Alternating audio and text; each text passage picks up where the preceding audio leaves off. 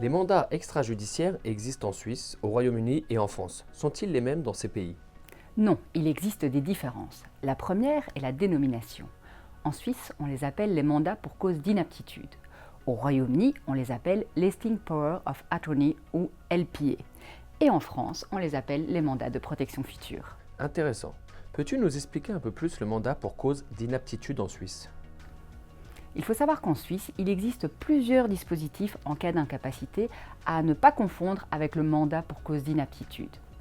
Il y a les directives anticipées ou dispositions de fin de vie, mais aussi, plus surprenant, la simple procuration pouvant conserver sa validité même si le mandant devient incapable de discernement.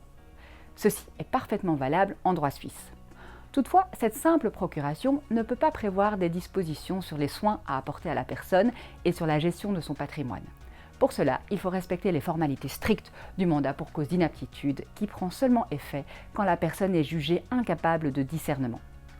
Afin que le mandat puisse être exercé valablement, il doit d'abord être validé par l'autorité de protection de l'enfant et de l'adulte suite à une analyse médicale.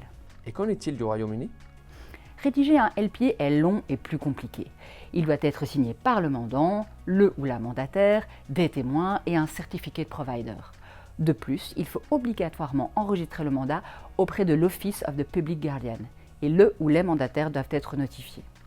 Il y a en outre une différence entre les actes relatifs aux finances et aux biens et les actes relatifs à la santé et au bien-être. Un LPA concernant les finances et les biens du mandataire peut prendre effet immédiatement, même si le mandant a encore la capacité de discernement. Est-ce que les mandats signés en Suisse, au Royaume-Uni et en France peuvent également être utilisés dans d'autres pays?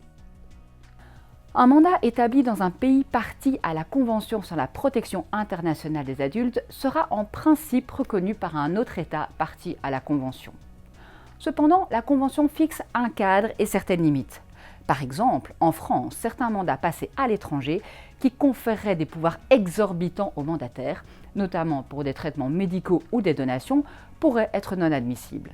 Vous avez des questions et vous souhaitez approfondir ce sujet? Veuillez nous contacter par téléphone ou par mail pour un conseil personnalisé. Cliquez sur le bouton Suivre pour recevoir nos actualités. Prenez les bonnes décisions pour votre patrimoine, votre entreprise et votre famille.